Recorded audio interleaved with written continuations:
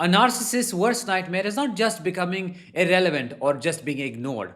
Their real nightmare is your triumph. When you win, they lose forever. You see, when a normal person is defeated or proven wrong somehow, what do? They retreat, reflect, and accept. But when a narcissist loses, they rage, retaliate, and self destruct. What you witness isn't just anger, it's the complete psychological unraveling of someone whose entire identity depends on maintaining power over others. Hi, I am Danish, a narcissistic abuse recovery professional. Welcome to my channel. Today's topic is 7 things that happen when a narcissist sees you winning. Their rage becomes completely unhinged and uncontainable. This isn't their typical calculated outburst. This is primal, desperate rage that erupts because their psychological survival is threatened when they see you winning. You see, when a narcissist realizes they can no longer manipulate you, their brain goes into fight or flight mode. You will notice this rage completely disproportionate to whatever triggered it. A simple no may result in hours of screaming or threats. It is scattered and incoherent, jumping between different grievances from years ago. Most importantly, this rage reveals their true rotten self. The mask slips completely. They may send dozens of unhinged text messages, show up uninvited at your workplace, or make wild accusations to mutual friends. The key difference is these behaviors are not strategic anymore. They're purely reactive. This uncontainable rage is actually proof of your strength. It means you have successfully disrupted their control and their psychological system is now overloading. The second thing that happens is they resort to scorched earth tactics. When a narcissist cannot control you anymore, they will try to destroy what they cannot possess. I've said it so many times. In their mind, if they cannot have you under their control, you do not deserve peace, success, or happiness. You may see them contacting your family members with lies, spreading rumors professionally, or trying to turn your children against you. They will often frame these attacks as justified responses to your terrible behavior.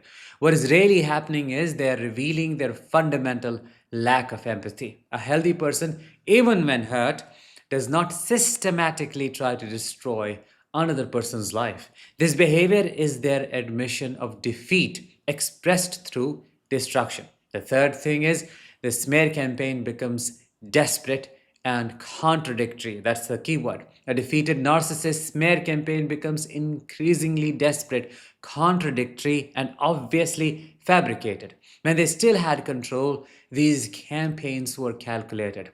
But when they have lost control, desperation sets in. They will make wild accusations that do not align with each other. One day you are too emotional, the next day you are cold and heartless.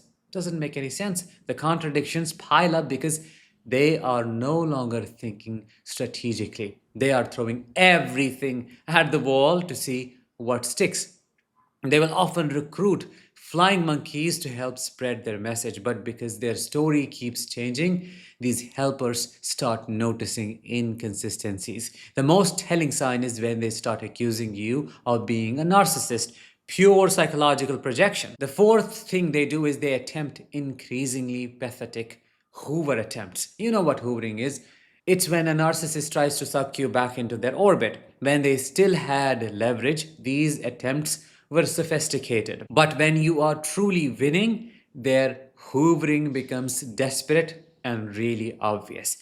They claim sudden illnesses with details that do not add up, fake emergencies, or use your compassion against you by claiming suicidal thoughts. They will cycle through different personas rapidly: the reformed person, the pitiful victim, the angry axe moving on. The key insight is none of these personas feel authentic anymore. You develop an almost supernatural ability to see through their performances. I call it a narcissistic detection radar. They are trying tactics that worked years ago. as if stuck in a time loop. The fifth thing is they begin targeting your support system. When a narcissist cannot control you directly, they will desperately try to control your environment and support system. They understand your strength comes partly from people who support you.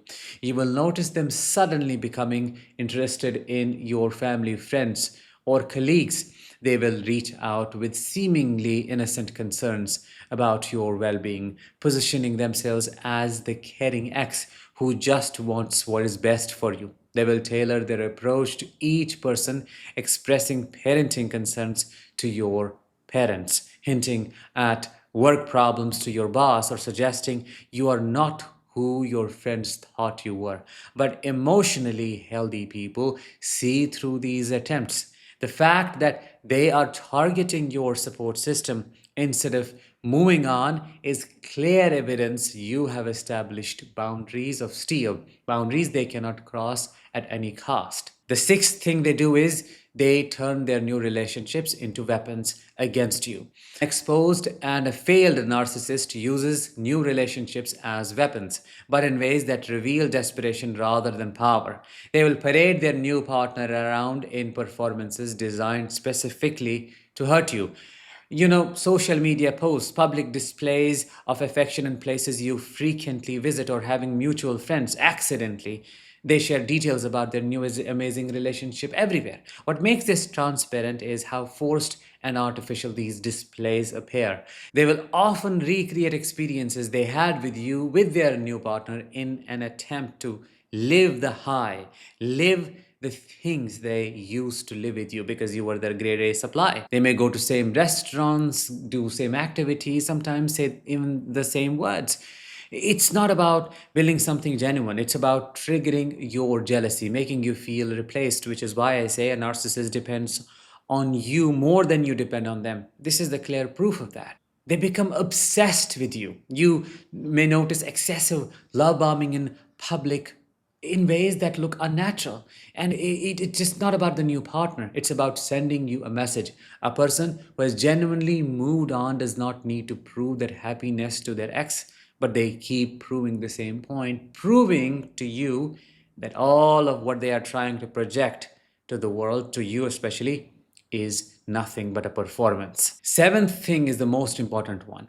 They experience a CIC, complete identity crisis. This strikes at their psychological core because narcissists do not have a stable sense of self. Their identity is built on external validation and controlling others.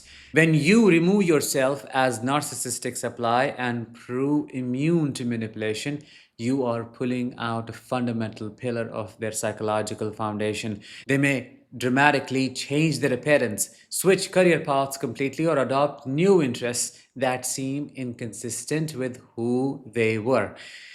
It's not genuine growth ever, it's desperate reinvention. They are trying to construct a new identity that does not depend on you. You may hear they are struggling with depression or anxiety, but this is not your responsibility to fix. The identity crisis proves something you may have always doubted. You were never the problem, you were their lifeline. Their entire sense of self was built on the premise they could control you. When you prove that premise false, their world collapses. If you are seeing these signs, you have done something incredibly difficult. You have reclaimed your power, but remember, this is the most dangerous time. When experiencing this kind of failure, a narcissist may escalate to behaviors you have never seen before.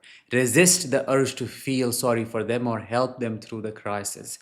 Your empathy is what they exploited, what they weaponized. Their breakdown is not your responsibility to fix. Focus on your healing. You have won a significant battle, but continue working on your growth. Surround yourself with healthy people, and remember, your worth was never dependent on their validation.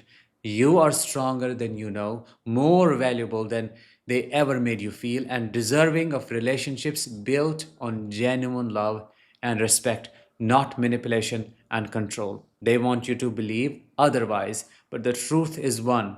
You were their lifeline, as I said earlier. They're nothing without you. And I'm not saying that in a narcissistic way. They are supply dependent. They do not have an intact core, which means the minute all the sources of supply are taken out of their life, they are left struggling because they do not know how to live, how to breathe, how to function. They function vicariously through you, and you have to recognize your power. Your biggest revenge is to take that away and focus on yourself. Your silence is your biggest weapon. With that, let me know which one of these signs are you seeing in that narcissist against whom you are winning in the comments below. I will talk to you in the next one. Until then, as always, let the healing begin and continue.